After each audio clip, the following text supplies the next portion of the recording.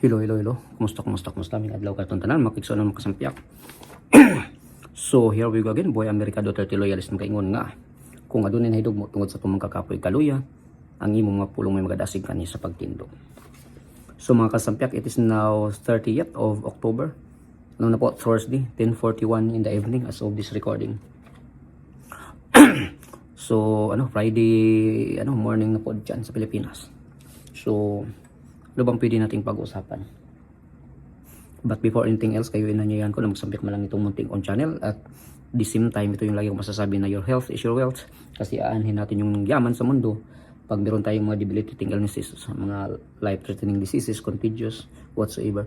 Hindi natin ma-enjoy itong buhay na meron tayo. So ano bang pwede natin pag-usapan? So sa lahat ng mga nangyayari at nangyari dyan sa Pilipinas, balikan natin ng konti itong mga very fresh lang, mga a few days ago, at sa mga kasalukuyang mga nangyayari ngayon. Alam naman natin na ang ginagawa ng administrasyon ngayon ay kalampagin ang mga lumalaban o kumakalaban sa kanila. Parang mga double standards ang mga kalaban ngayon, ang administrasyon ngayon. Sasabihin na huwag niyong gagawin ito, pero gagawin ito yung mga ginagawa nila, salungat sa mga sinasabi nila. So ngayon, alam naman natin na pabagsak at bumulusok na talaga itong ating ekonomiya, ang ating piso, kasi nung ilang araw nga lang naging 61 yata yung dollars ng palitan ng ng isang dollar tumataginting na 61 sa Philippine peso, tapos lately 59. So ngayon di ko alam kung magkano ngayon pero natingnan ko nung isang araw, so titingnan ko muna 1 USD as of this moment, 1 USD to Philippine 58.85. Pero mataas pa rin yan, pero at least naman lang bumaba ng konti. Pero alam naman natin yung mga nangyayari diyan. Doon meron na silang inimbitahan tong nagpulong-pulong na itong mga yung sa Asians nila, di ba? Yung nakikita natin na nag-speech si Marcos dyan, pero parang nagmamakaawa siya na tulungan nyo kami, binubuli kami ng China. Parang tuta lang siya dyan, pero ang nangyayari ngayon tingnan mo yung China, kinamayan ni Trump, kinamayan ng mga karapit na bansa natin. May nakita pa nga tayong na video, if that's a real one, yung taga Malaysia na isa sa mga di ko alam kung ano yun, basta official ng Malaysia nagsabi na kung meron kayong problema sa China, wag mo naman kaming ipitin o ganun, i-pressure. Totoo naman, kung may problema kayo kayo mag-uusap, hindi na parang sasabihin mo Amerika mga kasama sa ASEAN dapat tulungan nyo kami. Hindi ganun yung pag-uusap. So, tingnan nyo ngayon, wala yung mga investors na imbis na papasok sa ating bansa, wala. Kasi yung stability ng ating bansa i-staggering. Tignan mo yung mga, kahit Amerika, gusto makipagkasosyo when it comes to mga global businesses dyan sa China. Kasi alam naman natin na itong China napaka yan yung sinasabing sleeping giant. Malaki yung China ngayon Pag doon ka sa China, pinag-usapan kahit sa paaralan, puro na mga robotics. Yun. Tayo, tayo. So, tingnan mo, nagsasalita nitong mga membro dyan sa mga businesses na dapat mag-step down na si Marcos pag hindi niya kayang gampanan yung trabaho niya. Tapos itong former deputy governor for the monetary and economic sector ng Bangko Sentral ng Pilipinas, itong nagsilbi ng 41 years, si Diwa Ginigundo. Sabi niya ay humina itong Philippine peso dahil ito ay driven by the bad governance. Totoo naman talaga, kasi hindi alam ni Marcos kung ano yung gagawin niya. Tapos meron pa tayong finance secretary na hindi pwedeng utusan dyan, si Recto. Kasi si Recto, siya yung tagapamahala dyan sa Federal Reserve. Federal Reserve natin yung Bangko Sentral ng Pilipinas, kasi siya yung nagkukontrol ng interest rate. Siya kasi nakakita dyan kung ano yung anong economic natin, stability, kung malakas o bumababa. So siya yung nag-control ng interest rate. Yan si Ralph Recto, siya din yung ano na mag-imprinta tayo ng pera. Ganun yan eh. Ganun yung trabaho niya. Pero kung nakikita nyo, hindi nga mautusan eh. Di ba nung kinumpronta siya ni Bungo, sabi niya, wag mo naman kaming utusan. So, paano yan? Lahat ng mga gabinete ni Marcos, gusto ding ano, gusto ding nag-aasta din na presidente eh. Nung una, si si Romualdez nag-asta na presidente. Ngayon, dahil sa ano, issue niya ng korupsyon, si medyo laylo siya ng konti. Ito naman si Boying Remulla ngayon ang nag-astang presidente. So, dami tayong problema sa bansa natin. Tapos meron pa tayo mga o silang lahat na ano na, bindalo na eh. Sabi pa nga ni Marcolita, tinanggal yung docket daw sa number docket, yung ano tinatawag, anong tawag diyan. Kasi ang nangyayari daw instead of beneficial sa mga, kasi di ba sabi ni Vince Dizon na may kinasuhan sila, mga ganun. Pero ang nangyayari daw hindi kasi ano yan, parang invalido kasi dahil sa ginawa ng former ombudsman. Tapos ang nangyayari ngayon, pati si Boying Remulla naisalit dyan na yung mga kaso katulad ng ano, inihabla siya ni Basti, naitsapwira. So yan yung dahilan na wala siyang kaso dyan sa ano, kung kaya't ano siya, naging ombudsman siya. So planado ba talaga yan or ano lang talaga, accidental? Pero sa tingin natin, planado talaga nila yan, diba? Yun yung totoo dyan.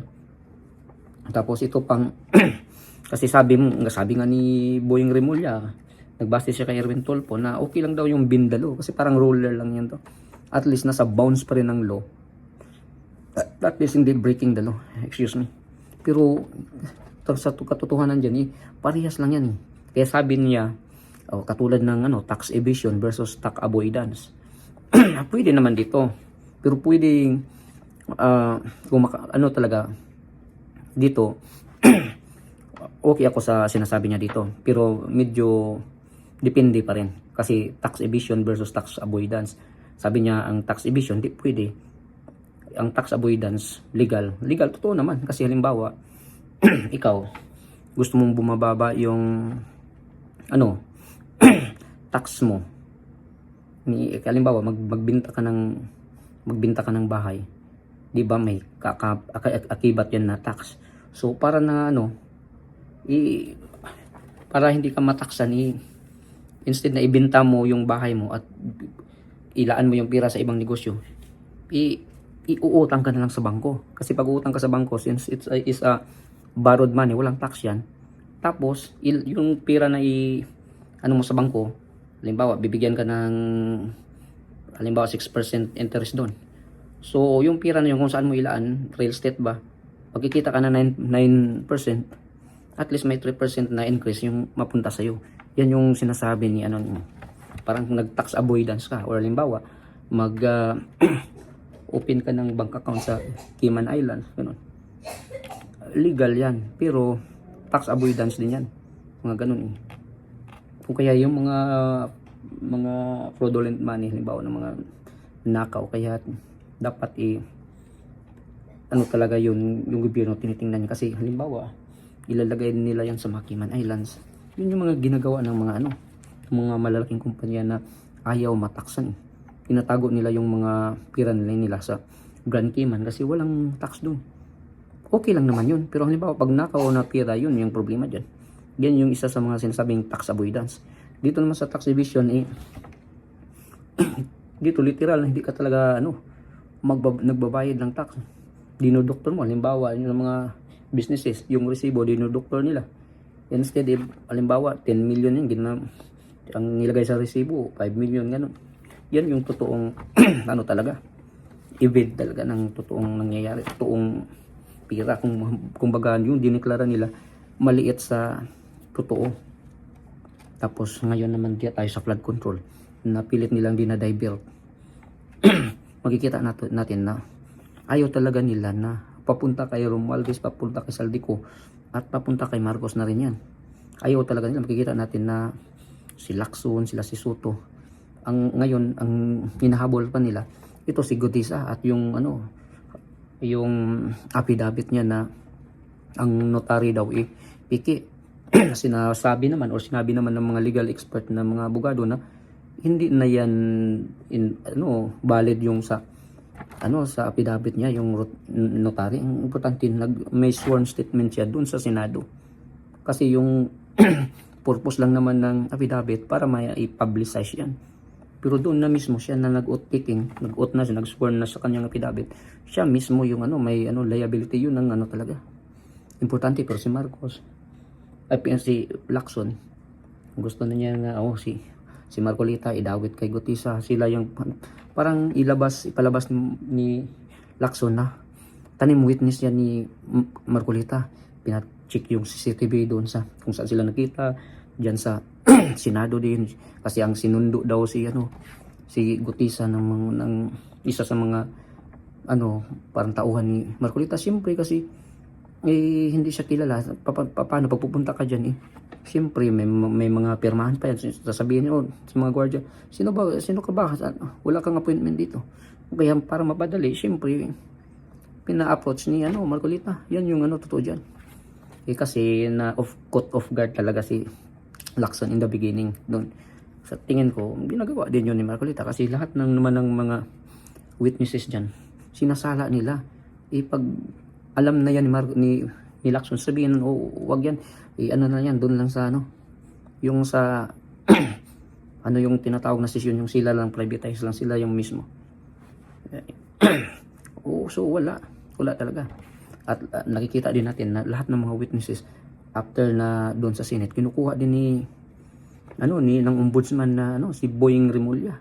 Tapos pagbalik, meron ng mga supplemental affidavit. Kumbaga may dagdag na. So parang dagdag bawas nun. So kalukuhan talaga yan. Ayaw talaga nila ni ipalabas na yung sino talaga yung mga main actors diyan sa nakawan. Tapos meron pa silang mga ICI na sila lang mismo yung nakakaalam. So kung yung ginagawa nila at kahit ngayon mismo, wala silang nakikitang mga taga-Congress maliban na lang sa mga kalaban na si Jinggoy, si Villanueva at yung iba pa. Pero doon ang maraming mga buwaya doon sa lower house, wala tayong nakikita doon. Ang iba lumayas na pati si Zaldico lumayas na, dinala na yung mga choppers niya doon sa ibang bansa.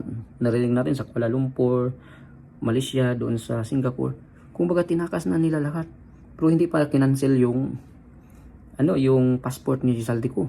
Samantalang noong si Tebes, aura mismo.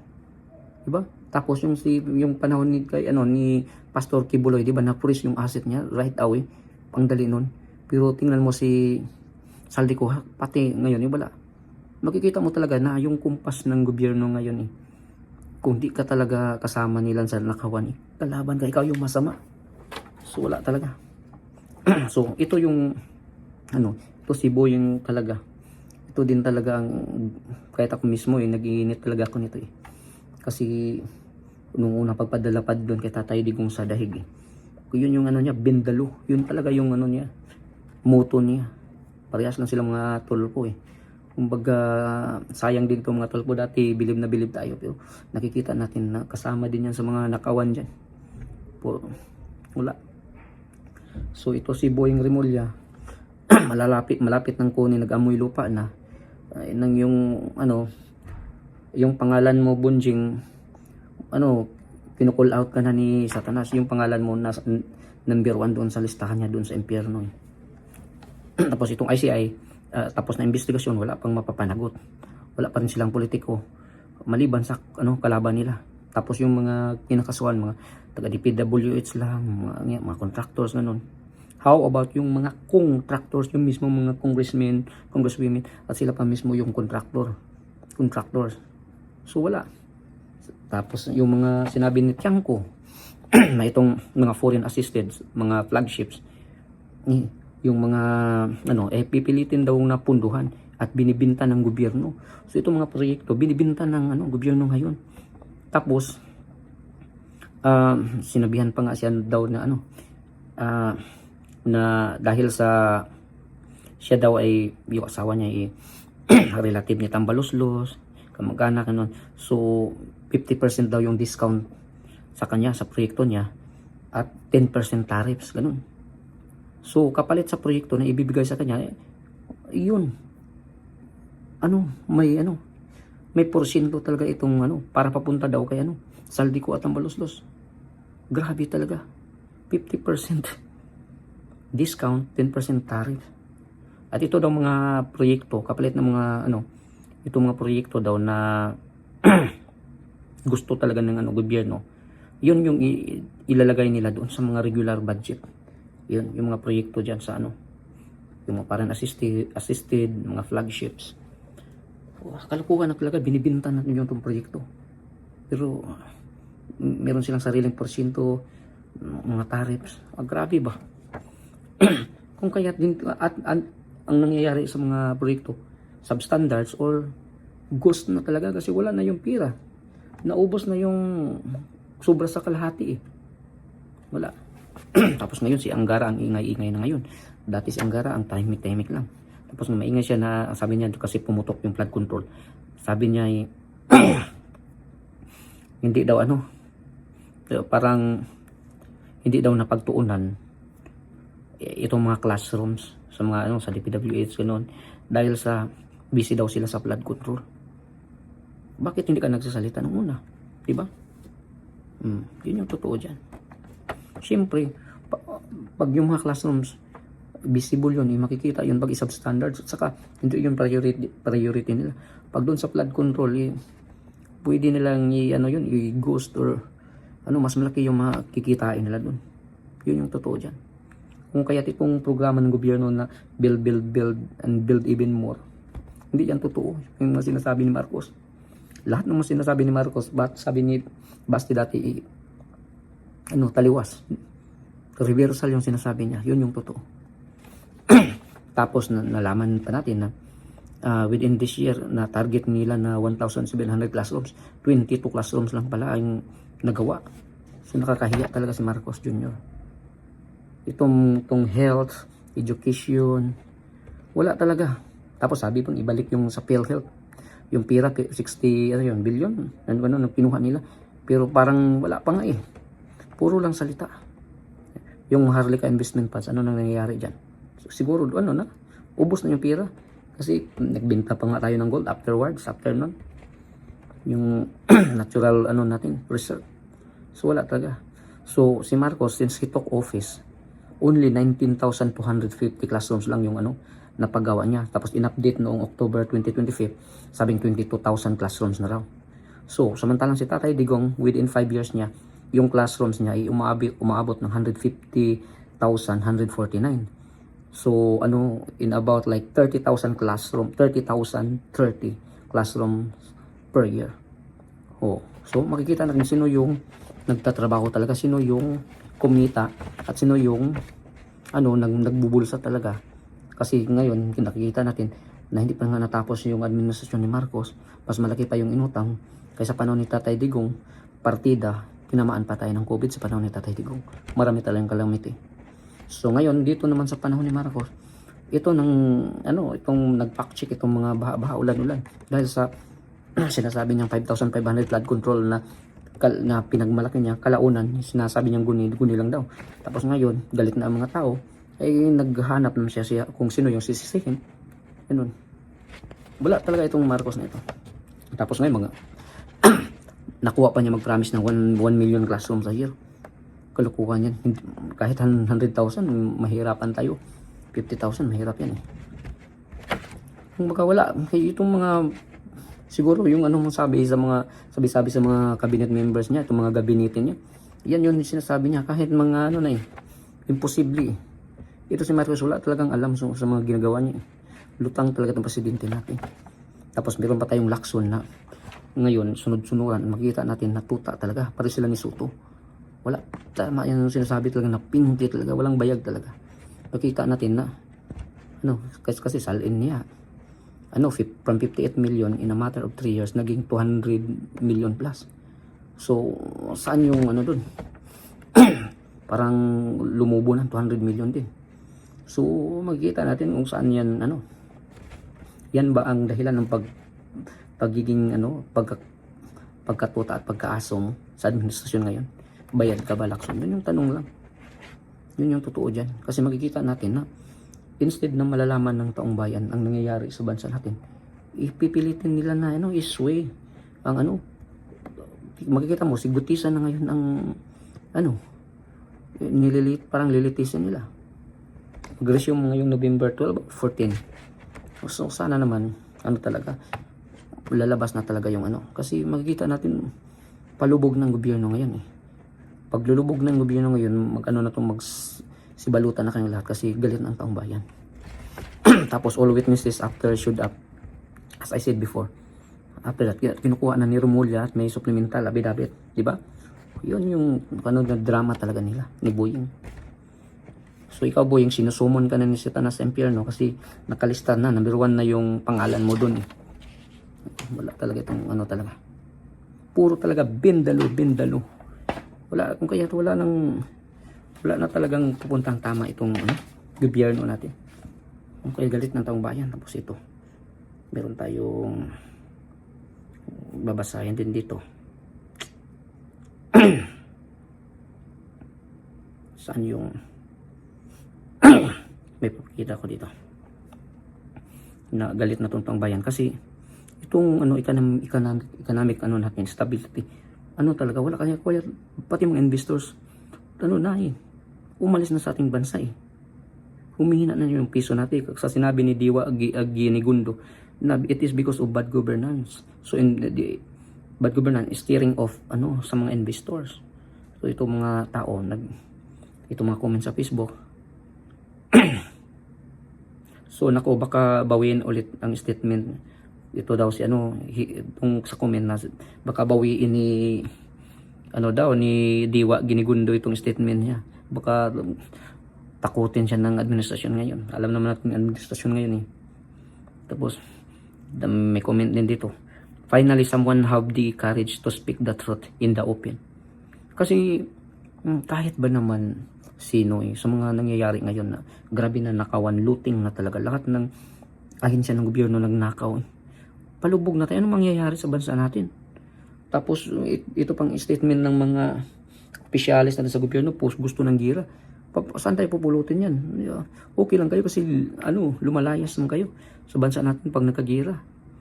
Ito pang comment, inuubos na kasi ni Bangag ang gold, kaya weak economy na. Hindi lang yan, lahat na talaga. Ito din, kasalanan ng mga congressmen at senador. Yan. Tapos ito, hindi daw yan totoo, sabi ni Auntie Claire, fake news yan. Alam naman natin yung trabaho ni Auntie Claire taga yan taga pagligtas o taga yan ng Malacanang kahit wala na sa hulog pilit pa rin isalba ni Auntie Claire. Ito naman Singiwi, natawa tayo. Singiwi, may video na Singiwi doon nandun siya sa gilid ng kalsada, sinigawan siya ng tao na magnanakaw, patawa-tawa pa siya. Tapos may statement siya dito na this is a warning and a promise to the Dutertes, especially impeached Vice President Sara Duterte, that their legacy of corruption will face its day of reckoning. Itong yung sabi ni Percy Sindanya, itong ngiwi na party list, representative na akbayan party list. So ito, sinagot siya ni Pulong, our legacy is written in the streets, hospitals and communities we've served. Makikita naman natin yung mga pinagawa nilang infrastructures, yung mga kalsada, yung mga bridges, hospitals. Makikita mo na pinakinabangan ng sambayan ng yung sa komunidad nila. Makikita natin kung gaano katibay ang Davao, gaano sila minahal. Kung kaya wala silang talo-talo diyan, kahit yung kalaban nila bumibili pa ng buto. Tapos sabi ni Pulong, yours is written in angry soundbites and cheap propaganda poster. Totoo naman yung sa kanila, puro lang pagalit-galitan, mga hypocrisy na mga cheap mga tirada. Parang mga ganun lang sa kanila. Tapos mga posters, pero wala, puro wala talaga itong kasi ito sila si Sindanya gusto talaga nila na isway or i-divert yung totoong nangyayari, kasi kahit sila mismo kumikita at nakikinabang sa administrasyon ngayon So sabi ni Pulong, a day of reckoning, be careful what you wish for. So parang gusto mo talaga yung yung parang reckoning ba, kumbaga kung may ginagawa kang parang babalik din ba sa'yo yung ano ba ibig sabihin, nakalimutan ko. Parang kasi parang darating din yung araw na din, magbayad ka rin, parang bayad utang sa mga pinagagawa. So ang ibig sabihin ni Pulong dito na baka babalik yan sa'yo. Parang hintayin mo lang. Tapos dito tayo kay Bunjing din. Si Bunjing, di ba kumakailan sabi niya, I can punish officials, investigate them, file case against them, prosecute them, put them in jail. Parang siya na nga ngayon ang siya na ngayon ang nag-aastang presidente ngayon Dati si Remulla, ngayon siya naman. Wala, puro talaga kalukuhan Tapos sabi pa niya na kaya sinabihan siya ni Samuel Martires, itong former ombudsman, na nagmukhang tanga ang bagong ombudsman ngayon kasi at pinayuhan siya na kung nakinig ka, magtrabaho ka, tigilan mo na yung halos araw-araw na press con, hindi mo na alam yung ginagawa mo. Kasi sabi niya, biro mo, hindi mo alam anong proseso sa isang kaso, kaya kung minsan nagmumukhang tanga yung ombudsman. Tapos kasi napahiya siya doon about sa kay na basura na pala yung kaso ni ni Senador Villanueva. Kasi gusto niya may isisi kay Martires at gusto niya parang paimbestigahan. Wala talaga itong si puro kalokohan. Pero makikita tayo. Tapos dito naman tayo sa si Marcos naman. Sabi ni Marcos, mabigyan ng sariling bahay ang bawat pamilyang Pilipino. Yan daw yung target niya. Classrooms nga lang hindi mo kaya, 22 nga lang yung 22 nga lang yung as of this this year 2025, 22 nga lang yung nagawa mo, yung target na instead of 1,700, tapos gusto mo pang sampayan ng Pilipino, bigyan mo puro pananalita. Kung ano yung salita ni Marcos, reversal in nature. Isipin mo lang negative. Totoo yan. Lahat ng sinasabi niya puros palpak, puros hindi katotohanan. Tapos ito pang yung general natin, ito si Browner, parang aso, naging brownie na lang. Nag-lecture para about sa paano mag-defend ng nation. Kung kaya nasabihan siya ni Pulong Duterte na don't lecture us about defending the nation. If you can't even defend the people from thieves in uniform and suits, the Filipino people do not need someone who is trigger happy for another country. They need a leader who will fight for them and protect their future, not offer them as targets. We want peace, security, and sovereignty, not missiles with someone else's fingerprints. Totoo naman, kasi sabi niya ni Browner na kaya nang abutin ng Typhoon missile yung China. Yung sabi naman ni Pulong, kaya mo bang i-counteract or pigilan yung retaliation ng China? Kasi sabi niya, hindi lang salita lang or parang hindi naman ibig sabihin tatargetin. Kalaban mo, sa pagsabihan mo yun, kalaban mo na, kaya naman, parang kalaban mo, kaya namang kitang barilin, kaya naman aabutan ka dyan pagbabaril. Kung may kalaban ka, hindi kaya mag-iinit yung kalaban mo. Parang tinitrigger mo yung kalaban mo, ganun. Kung kaya, kahit statement yan, delikado yan Wala talaga itong kasi naghimod puwet din, kasi may nalalaman din tayo, or naririnig din tayo na pati itong mga armed forces ngayon kumikita din sa mga flood controls, may mga corruptions dyan.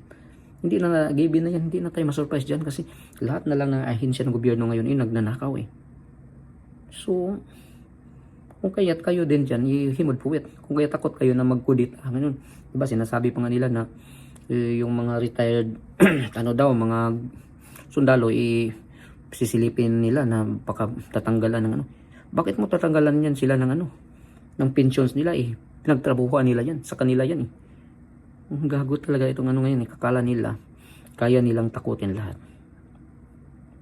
Ito pa si Risa Hontiveros. Ayaw niya ng death penalty. Restorative justice.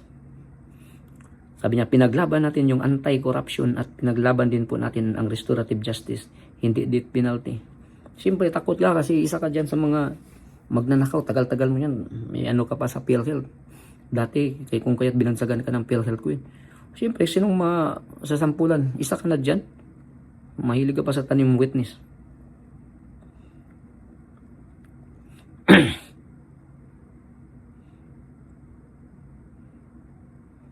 Dito naman tayo dito tayo sa itong mga ilang araw ito nakita ko itong kay Sasur Sasot na post. Sabi niya, testified under oath in the Senate but Lacson's problem is still the notary public. Yan yung sinasabi ko kanina na kung kasi si Ortiz ay na testified under oath na siya sa Senate, pero ito si Lacson yung pa rin niya, yung notary public, yung affidavit ni na piki daw. Wala talaga.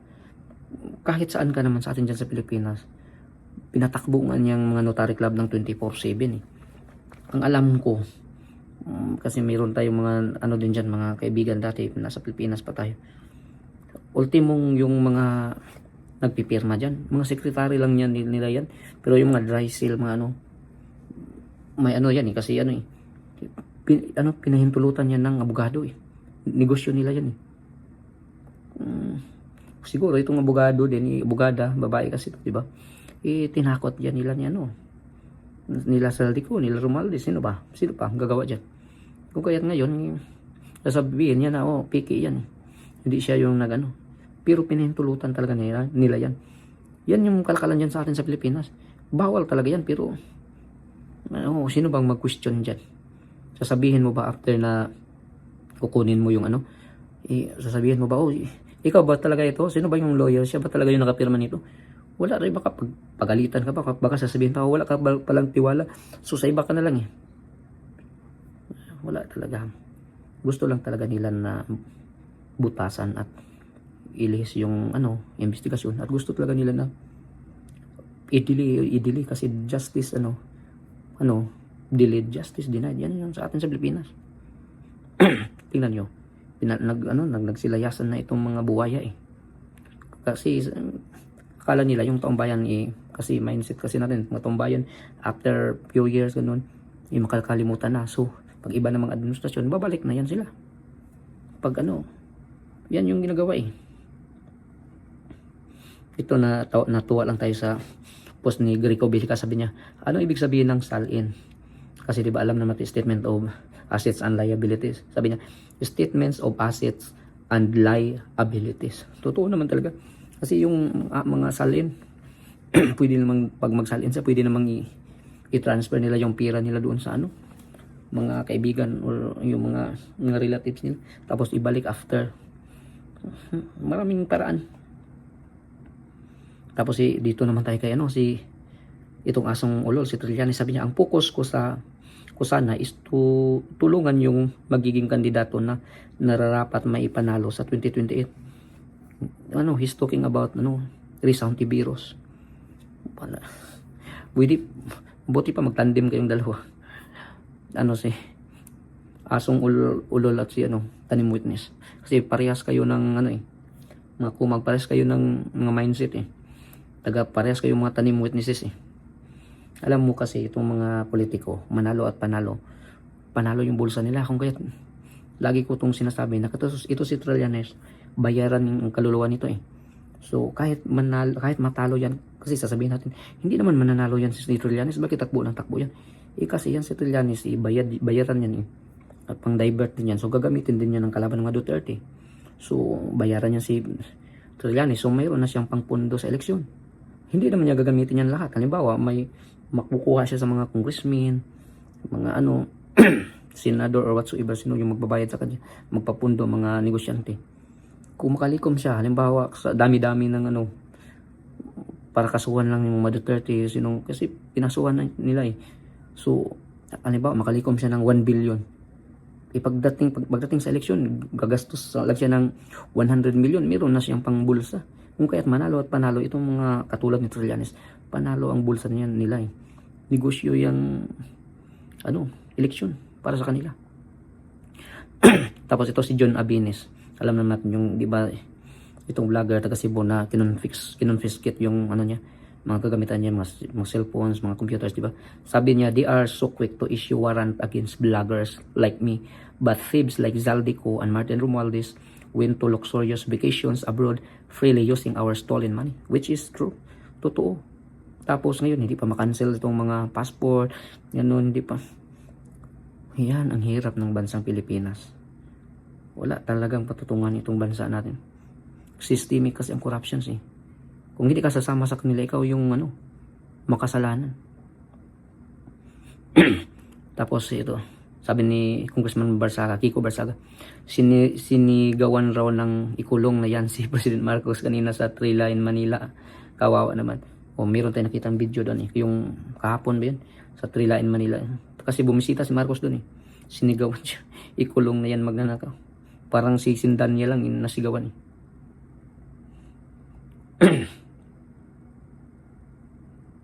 Itong sabi ni Congressman Kiko Barsaga, the ICI, Ombudsman and Department of Justice can no longer be trusted. Totoo naman talaga.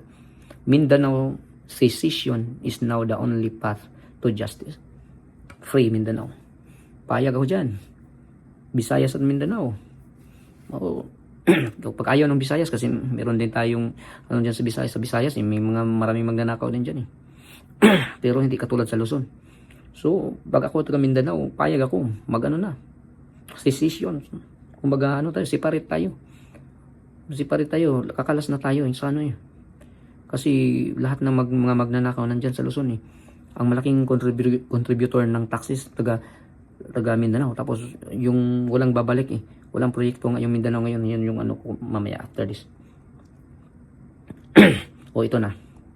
Itong si Representative, Roger Mercado ba to? Sinabi niya, wala talagang, tax na bumabalik sa Mindanao. Kasi lahat ng proyekto ngayon na approved sa 2026, parang, na-approve na ba talaga? Pero basta yung plano nila na budget in 2026, lahat for Luzon lang. Walang, Mindanao. Sa daming, ang laki ng mga taxes na nabuo ng Mindanao, pero walang babalik sa kanila. Lahat ng mga ginawang proyekto para sa Luzon. Bakit sa Luzon lang? Kasi itong mga magnanakaw, taga Luzon, kadalasan, pinag-ano na nila. Parang, they were already divided for their own. Sila na yung naghati-hati dyan eh. So, malaking kalukuhan talaga yan eh. Kung kahit ako, gusto ko na rin na maghiwalay. Hindi ako taga Mindanao, pinanganak ako sa Mindanao, pero gusto ko na kayo dyan sa Mindanao na kayo, kakalas na kayo dyan sa Kasi pag ganito lang nanakawin lang at walang proyekto na pupunta sa inyo. Mapunta lang sa ilan na buhaya dyan sa Luzon. Kalukuhan. Tapos ngayon, ito si Redon. Itong aso na yung sinabi nila parang kamukha ni Mr. Bean. Si Terry Redon. Gusto niyang imbestagahan naman ngayon sa kamera dyan sa lugar nila. Yung Dolomite Beach daw. Sisimulan ngayong Nobyembre. Pang diversionary tactic talaga yan. Bakit? Gusto niyong ibalik yung yung Ilog Pasig dati na yung mga tae dyan, yung mga basura. Di ba? Ang alam natin, ginawang Dolomite Beach yan, ni Tatay Digong. Proud na proud tayo dyan eh. Gumanda nga yung yung ilog dyan eh. Pero ang gusto yata ni Redon gustong ibalik talaga yan yung basura ng mga tae. Kasi bakit pa imbestigahan yan na gumaganda nga ngayon eh. Kung kaya baliktad talaga ng utak ng mga natin eh. Hindi, dahil sa gusto talaga na ma-divert yung mga nakawan nyo dyan, kasama ka sa nakawan dyan. Wala na talagang hulog ang gobyerno ngayon. Hindi ko alam kung ano nang gagawin natin mga kasampyak. Masakit isipin pero wala tayong magagawa kung hindi tayo kikilos na. Kayo dyan sa Pilipinas, dapat lalo na yung mga Gen Z, labas na kayo dyan Hindi na makatarungan dong pagpapabutin pa nyo yan si Marcos sa matapos yung niya. Kasi matapos yung niya, wala, tapos din yung pira. Tapos maglayasan na yan Kasi sa 2028 si Inday Sara na Pag hindi nila ma-impeach si Inday Sara, hindi nila magagawa yan. Yung binagawa nila, gagawin nila lahat ng kasamaan kung paano nila yan ilikida si Inday Sara. Pero ipagdasal natin at protektahan natin si Inday Sara. So sana sa President Inday Sara, Vice President either Bongo or Marcolita, yun yung nakikita natin dyan. Magandang tandem. Wala nang iba pa. Kasi wala talang patutunguhan ng bansa natin sa totoo lang. Basta tayo lagi lang tayong magmasid, lagi tayong mag-ingat. Gabayan tayo ng puong may kapal at magdasal at kikilos tayo talaga. Magandang salamat. God bless po.